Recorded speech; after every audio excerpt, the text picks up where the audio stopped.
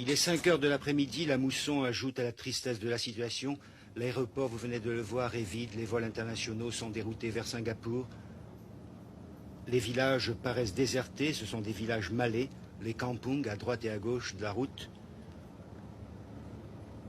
Sur la route de l'aéroport, d'ordinaire si fréquentée, nous nous dirigeons sous escorte militaire vers un hôtel où sont regroupés tous les journalistes.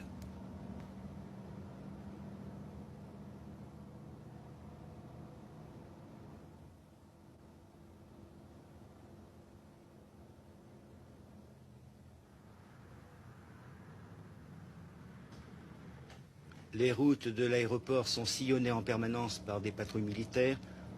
Sur les bas-côtés de la route, les autobus, des voitures, de nombreuses voitures, sont laissées abandonnées. Elles ont été incendiées par les émeutiers.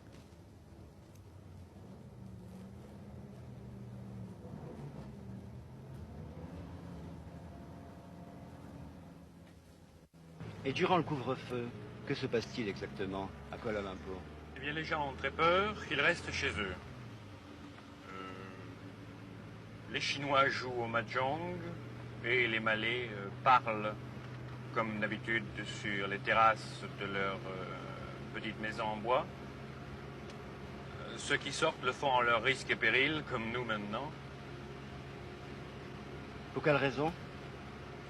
Les gens ont très peur de l'armée. La police inspire confiance, et d'ailleurs la police ne tirerait pas, à moins de légitime défense, ne tirerait pas sur les gens qui circulent pendant le couvre-feu. Mais l'armée a des ordres très stricts. Certains régiments qui viennent de Bornéo sont composés de gens qui ne parlent ni le malais ni l'anglais. Et Ils sont très nerveux. Ils sont extrêmement nerveux, oui. Hier, en rentrant du quartier chinois, prenant un virage un peu rapidement, le bruit des pneus, le crissement des pneus a réveillé un soldat de faction et il a tiré en direction de la voiture. Il a eu très peur, comme vous le pensez. Et à propos du ravitaillement? Le ravitaillement a été difficile pendant les 4 premiers jours. Le gouvernement, l'armée, la police maintenant organisent des convois qui transportent du riz et des nourritures essentielles comme l'huile, le sucre dans des boutiques de détail.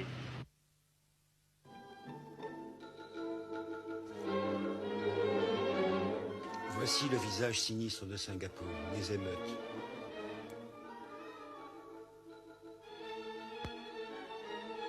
Le bilan des émeutes raciales est lourd. Plus de 200 morts, de nombreux blessés, 140 voitures incendiées, plus d'une centaine de maisons brûlées, 2500 arrestations. Les troubles ont commencé mardi 13 mai vers 7 heures du soir. Dans ces émeutes, 7 Chinois ont été tués devant notre école. La police est intervenue assez rapidement, mais les troubles se sont répandus en ville, en particulier dans les villages malais de l'extérieur de la ville, Kampong Baru, Kampong Pandan, etc. Et vers 9 heures, il y avait environ 60 morts. Vers minuit, 200. Et le lendemain, 14 mai, la presse anglaise pouvait dire qu'il y avait environ 5 à 600 morts dans la ville. Et ces victimes appartenaient à la communauté chinoise ou bien à la communauté malaise? Mélangés. Il y avait des Chinois et des Malais, mais une grosse majorité de Chinois. En principe, ce sont des Chinois qui sont tués. Ce sont des Chinois qui ont été tués dans... Et comment expliquer cela? Il y a eu une flambée anti-chinoise, due d'une part à la victoire du Gerakan, parti de gauche, à prédominance chinoise. Il comporte également des Indiens, mais c'est un parti surtout d'influence chinoise. Et les Malais ont pris peur peut-être? Les Malais ont eu peur que les Chinois contrôlent le gouvernement. En fait, ce parti de Gerakan contrôle les 3 États les plus riches de Malaisie. Il y a eu une maladresse probablement qui a été de les réunir dans cette avenue. Et lorsque le sang a été versé, l'inévitable s'est produit dans toute la ville. Tête coupée, bras arrachés, nous avons vu cela à quelques mètres. Et les Chinois se sont également pris à des Malais. Oui, alors les Chinois ont immédiatement réagi et s'en sont pris à des Malais, particulièrement dans un cinéma du centre de la ville. Ils ont attaqué le cinéma et tué et blessé plusieurs familles malaises. Donc pas de quartier de tous les côtés. Pas de quartier, absolument pas. Ce sont les réfugiés, des Chinois ou des Malais, dont les maisons ont été détruites ou bien des gens qui ne peuvent regagner leur domicile situé dans les zones interdites.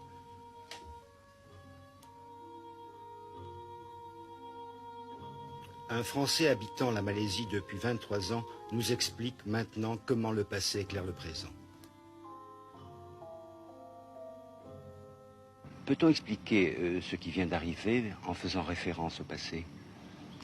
Oui, il y a plusieurs facteurs historiques qui expliquent la situation qui existe ici depuis une semaine. De l'histoire presque ancienne, dirais-je, la constitution de la population de ce pays, avec à l'origine uniquement une population malaise, autochtone, sur laquelle sont venues s'ajouter des couches d'immigration parallèlement à la colonisation. Il y a eu le passage des Portugais, puis des Hollandais, puis des Anglais.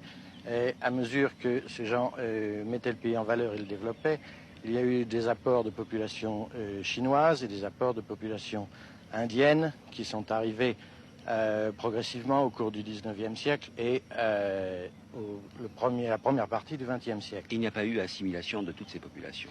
Il y a un début d'assimilation. Ça a été l'effort principal du gouvernement depuis l'indépendance, c'est-à-dire depuis 1957, de créer une nation unie avec ces populations diverses. Et avec une langue qui est essentiellement la langue malaise. Avec la langue malaise, c'est-à-dire que vous avez aujourd'hui le malais, ou plus exactement le Bahasa Kebangsaan, qui est la langue nationale. Il y a encore deux langues officielles, la langue anglaise et le Bahasa Kebangsaan. Les Chinois sont en général assez hostiles à l'apprentissage d'une autre langue, en général. Je ne dirais pas qu'ils sont hostiles à l'apprentissage d'une autre langue. Ce qu'ils veulent, c'est préserver leur culture. Ils sont prêts à apprendre la langue nationale, mais ils veulent maintenir leur culture proprement chinoise en même temps. Le Parti communiste est banni en Malaisie. Les communistes se sont surtout infiltrés dans le parti appelé Labour Party, qui a donc boycotté les élections. Nous sommes dans le quartier chinois qui est patrouillé par la police, étroitement surveillé. Et durant la levée du couvre-feu, seuls les quartiers malais restaient interdits à toute circulation. Les Malais ont toujours détenu en Malaisie la puissance politique. Les Malais veulent avoir plus de puissance économique.